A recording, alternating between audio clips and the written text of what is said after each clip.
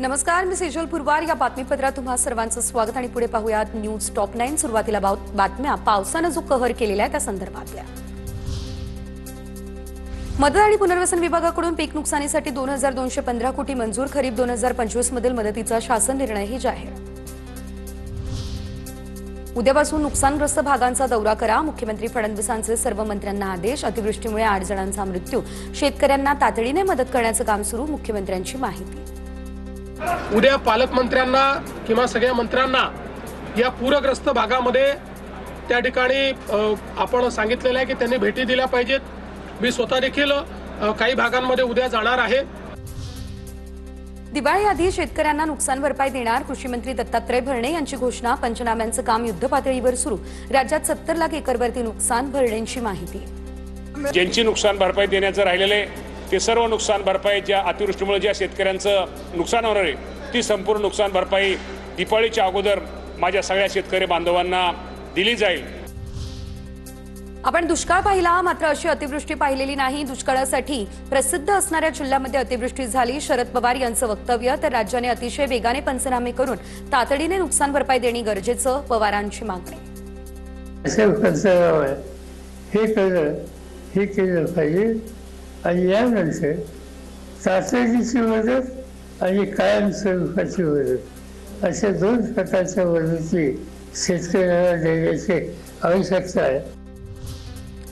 जाहिरातबाजीवर पैसा उधळण्यापेक्षा आपत्तीग्रस्त शेतकऱ्यांना तातडीने मदत करा. राज्यातील नुकसानीवरून ठाकरेंचा सरकारला हटवला. काहींना प्रत्येक गोष्टीत राजकारण करण्याची सवय, मात्र त्यावर प्रतिक्रिया देणार नाही. ठाकरेंच्या टीकेनंतर फडणवीसांचं हे उत्तर. मला याचं राजकीयकरण करायचं नाही, पण अशी मागणी उद्धवजींनी करणं हे किती हास्यास्पद आहे. कारण त्यांच्या काळामध्ये ज्यावेळेस अशा प्रकारची घटना झाली होती त्यावेळेस लाल कार्पेटवर काय झालं होतं मला आता त्याच्यात जायचं नाहीये. पण ठीक आहे, त्यांनी राजकारण करू नये अशी माझी अपेक्षा आहे. मराठवाड्यासह राज्यात मोठ्या प्रमाणात पाऊस. स्थानिक प्रशासनासोबत संपर्कात आहोत. जलसंपदा विभागाला आवश्यक ती खबरदारी घेण्याच्या सूचना. मुख्यमंत्री कार्यालयाची ही माहिती.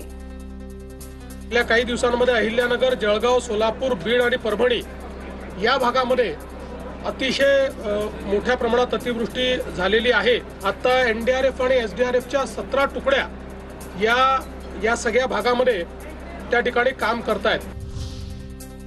राज्यातील अतिवृष्टीमुळे अजित पवार यांनी खडकवासलामधील जनसंवाद कार्यक्रम पुढे ढकलला. लवकरच पूरग्रस्त भागांना भेट देणार. अजित पवार यांची ट्विट करत माहिती. मदतीसाठी निधीची कमतरता पडू देणार नाही.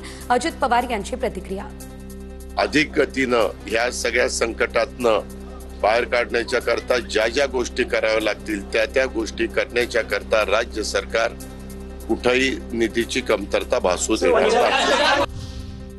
उपमुख्यमंत्री एकनाथ शिंदे हे उद्या धाराशिव दौऱ्यावरती. नुकसानग्रस्त जिल्ह्यामध्ये सर्व जीवनावश्यक वस्तू रवाना केल्या.